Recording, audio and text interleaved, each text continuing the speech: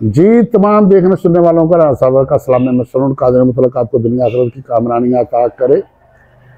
ये जो इंडिया के अंदर एक सानिया हुआ है कश्मीर में, पूरी दुनिया में वावेला मचा हुआ है। दुनिया का हर मुल्क इसकी मज़म्मत कर रहा है कि दहशत गर्दी हो गई, और हमारे पाकिस्तान के विलागर भी इसको दहशत गर्दी करार दे रहे हैं। तो मैं कह रहा हूँ उनको शर्म आनी चाहिए और पूरी दुनिया को शर्म आनी चाहिए।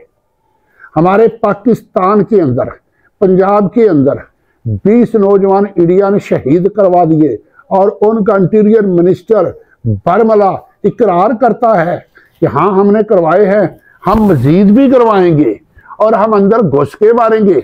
उससे हट के उनके नेशनल टीमियों को उठा के देख लो, सारे बरमला इकरार कर रहे हैं कि जो कुछ बलूचिस्तान में हो रहा है वो हम करवा रहे हैं। बलूचिस्तान को हम इनसे अलग कर देंगे, हम उनकी मदद कर रहे हैं। क्या बलूचिस्तान के अंदर हमारी ट्रेन अगवा नहीं हुई थी? वो पूरी दुनिया को नजर नहीं आई थी? उसकी मजम्मत दुनिया ने क्यों नहीं की? 20 नौजवान पंजाब में शहीद कर दिए गए, वो दुनिया को नजर नहीं आए? उसकी मजम्मत उन्होंने नहीं करनी थी? जो कुछ बलूचिस्तान में आए दिन लोगों को सरों में गोलियां मार के शहीद किया जा रहा है, वो किसी को नजर नहीं आ रहा। इसी तरह अफगानिस्तान के बॉर्डर पे KPK में हमारे फौजी नौजवान जो रोजाना शहीद हो रहे हैं, ये किसी को नजर नहीं आते। इसको ये दहशतगर्दी कह के मज़म्मत नहीं करते। अगर तुम इसको नहीं करते तो हम भी बरमला कहते हैं कि वो दहशतगर्दी नहीं है, वो जहाद है। और जहाद पाकिस्तान को वहां जाके करने की कोई जरूरत नहीं है। मैं बरमला कहता हूं कश्मीरी नौजवान लाखों में हैं जो कि असला चलाना जानते हैं, उनको असले की भी जरूरत नहीं है, वो माली तौर पे मुस्तहकम है। और वो बरमला कहते हैं कि हम इंडिया के सिक्योरिटी अदारों से असला खरीदते हैं, बारूद खरीदते हैं, वो हमें बेचते हैं।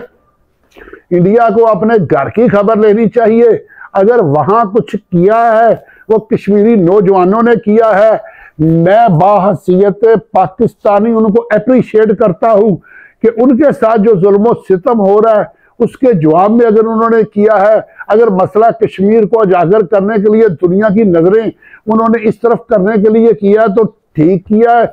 आगे भी वो करेंगे तो ठीक करेंगे। अब मैं आगे आता हूं कि इंडिया जो इस वक्त धमकियां झांकी दे रहा है, हमें उनकी कोई परवाह नहीं है।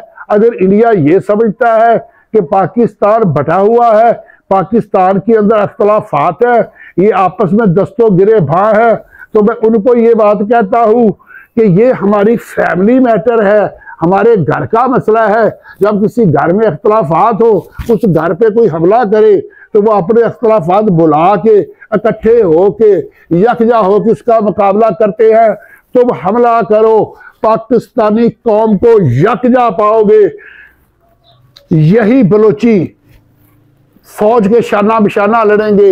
ये सिंधी पंजाबी KPK वाले सारे के सारे उनके शाना बिशाना लड़ेंगे। मैं इससे बढ़ के बहुत बड़ी बात करने लगा हूं।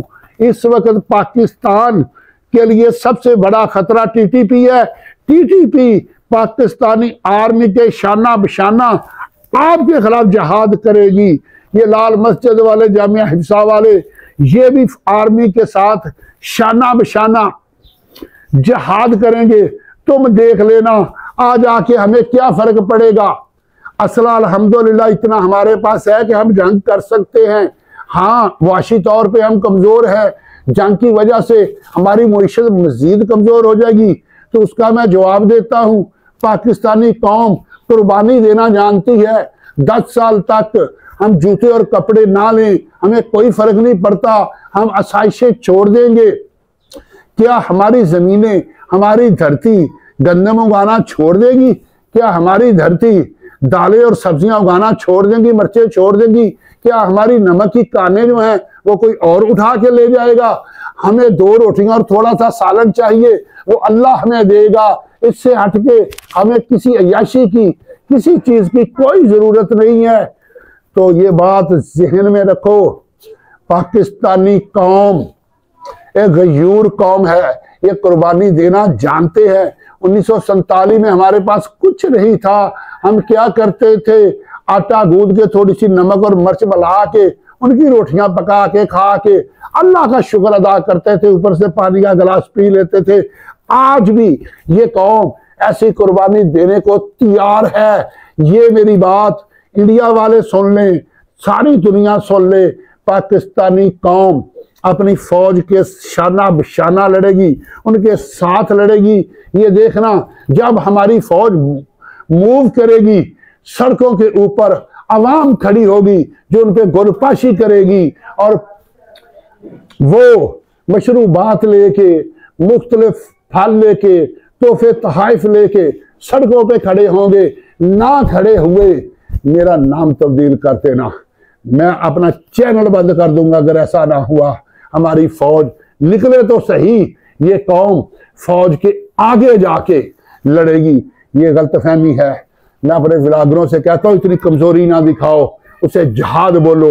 वो जिहाद हुआ है और उस जिहाद की हम तईद करते हैं, उस जिहाद की हम सपोर्ट करते हैं। जो जो जुल्म और सितम उन्होंने कश्मीर वालों के साथ किए हैं, जो धोखा और फराड उन्होंने अपने आइन में तब्दीली करके उनके साथ किया है, वो कहां चला गया? उनको भी तो मद्देनजर रखो कि वो वहां कर क्या रहे हैं।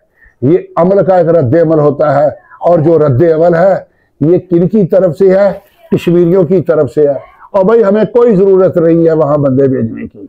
कभी वक्त था जब वो नहीं जानते थे, आज वो कौम बेदार हो चुकी है, उनके नौजवान बेदार हो चुके हैं, उनके नौजवान ट्रेनिंग याफ्ता हो चुके हैं, उन्होंने ट्रेनिंग हासिल कर ली है, वो असला चलाना, गोला बारूद का इस्तेमाल जानते हैं। हमें यहाँ से किसी को भेजने की जरूरत नहीं है। जब भेजते थे तो बरमला इकरार करते थे कि हाँ हम भेजते हैं। अब हमें भेजने की जरूरत नहीं, हम क्यों इकरार करें कि हम भेजते हैं। मैं पूरी दुनिया को कहता हूँ, तो खुदा का खौफ करो। जो पाकिस्तान के अंदर दहशतगर्दी इंडिया करवा रहा है, कम अज कम उसकी भी तो मजम्मत करो। तो जुगन उस्तारा संभाल रखना, मेरे अंधेरों की फिक्र छोड़ो, बस अपने घर का ख्याल रखना। अल्लाह हाफिज़।